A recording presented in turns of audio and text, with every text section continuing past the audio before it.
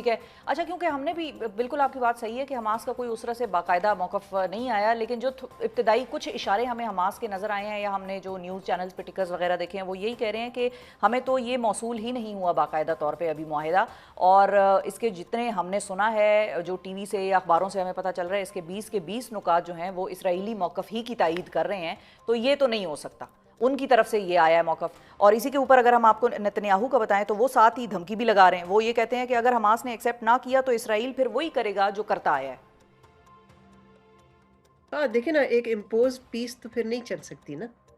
अगर आप समझते हैं कि आप अमन कायम कर सकते हैं जोर के तहत, फोर्स के तहत, तो वो तो नहीं हो सकता।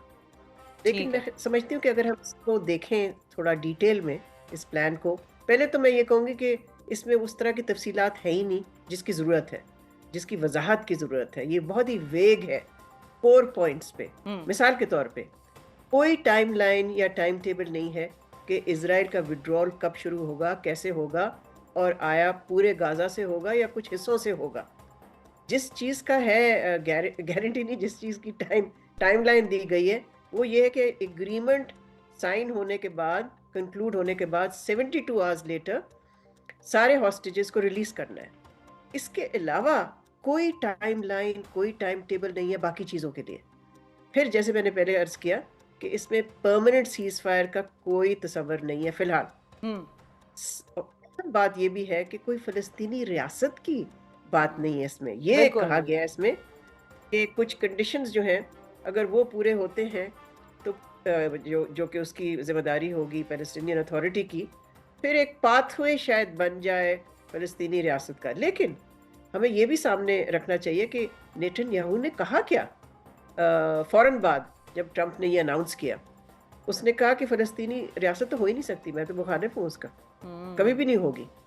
उसने ये भी कहा कि जो मैं चाहता था, जो मेरे ऑब्जेक्टिव्स थे इस जंग के, वो सारे अचीव हो गए इस प्लान के तहत।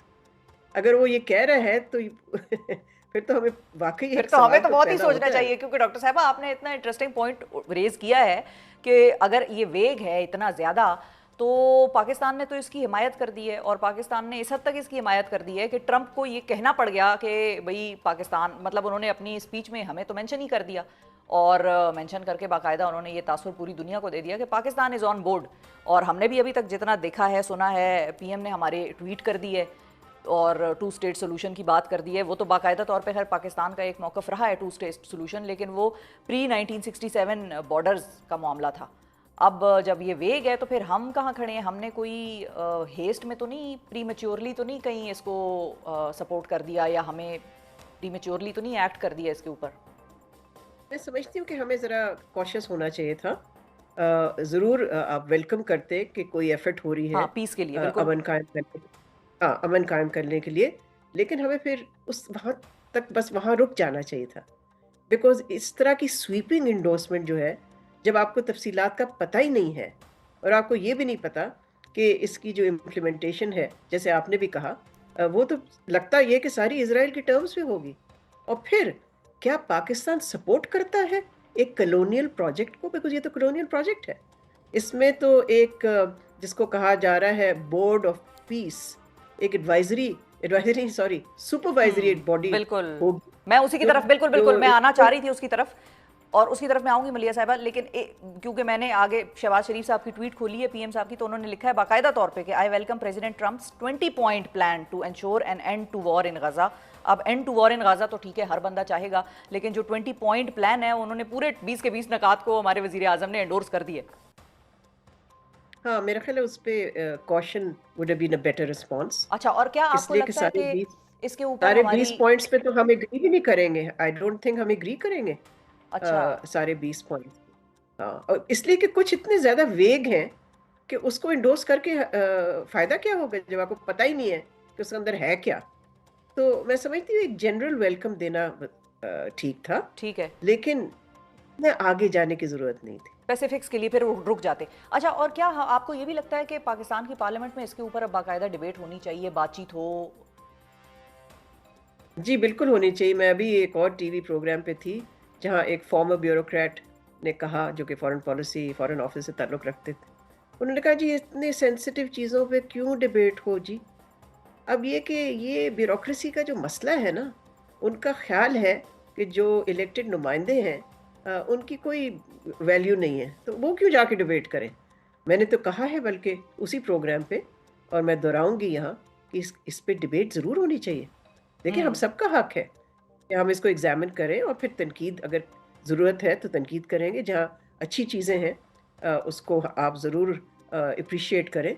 लेकिन मेरी जो वरी है, वो ये है कि इतनी वेग है ये, और फिर ऐसी-ऐसी चीज़ें हैं इसमें जिस पे कि सवाल पैदा होता है कि मिसाल के तौर पे चलिए मैं आपको एक जी और जी। एग्ज़ाम्पल दे देती हूँ, कि एक स्टेबलाइज़ेशन फ़ोर्स बनेगी हाँ और फिर हमास को डिसआर्म भी करना है। जी, जिसके ऊपर वो तो कह रहे हैं भाई इस हम क्यों हथियार डालें, हम हथियार नहीं डालेंगे। इस इस प्लान के तहत मुसलमान मुल्कों और अरब मुल्कों को ज़िम्मेदारी दे दी गई है कि आप हमास को डिसआर्म करें।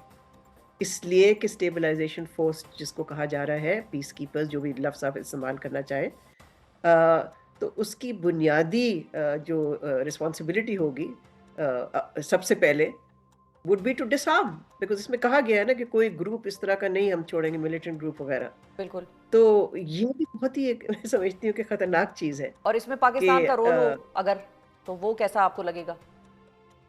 जी, मैं समझती हूँ कि पाकिस्तान को बहुत सोच-विचार करनी चाहिए कि अगर पाकिस्तान से रिक्वेस्ट की गई है या की जाएगी कि पाकिस्तान अपनी फ़ौजें भेजे, तो मैं समझती हूँ मैं तो उसकी मुखालिफ होंगी। अच्छा, और आप उसकी उसके बहुत मुखालिफ सारी हो। वजह है। उसकी वजह ये है कि पाकिस्तान कहीं अनविटिंगली एक कंप्लिसिट ना हो जाए इन एन इज़राइली ऑक्यूपेशन, एक एक्सेसरी ना बन जाए of an Israeli occupation, because देखें और फिर आपका काम क्या होगा कि अगर फ़लस्तीनी जो गाज़ा में है उनको सप्रेस करना होगा हमारा काम। हमारा नहीं, यानी कि स्टेबलाइज़ेशन फ़ोर्स का। तो इसलिए मैं समझती हूँ कि इसको बहुत सोच समझ के इस पे फ़ैसला करना चाहिए। ठीक है, ये फ़ैसला करने का हक तो ज़ाहिर है हुकूमत के पास है, लेकिन they must be very careful on this. ठीक है। अच्छा, और फाइनली डॉक्टर साहिबा ये भी बता दें कि जो अमन बोर्ड बना है अब, गज़ा अमन बोर्ड, उसका सरबराह होंगे ट्रंप साहब और टोनी ब्लेयर साहब भी उसके उसमें शामिल होंगे। ये आपको कोई अच्छा ओमेन लग रहा है, अच्छा शगुन लग रहा है? ज़ाहिर है, नो ज़ाहिर है, ये तो ऐसे लगता है कि एक फ़ॉरेनर्स जो हैं, बाहर के लोग रन करेंगे गाज़ा को, और ये तो इराक स्टाइल ऑक्यूपेशन का प्रोजेक्ट लगता है। आपको याद होगा कि इराक में अमेरिका ने और बरतानिया ने मिलके जी। उसको ऑक्यूपाई किया था, और वो भी गलत ग्राउंड्स पे। लेकिन ये तो उस तरह की चीज़ लग रही है। देखिए, फ़ॉरेनर्स का तो काम नहीं है ना टू रन गाज़ा, ये तो फ़लस्तीनियों का है।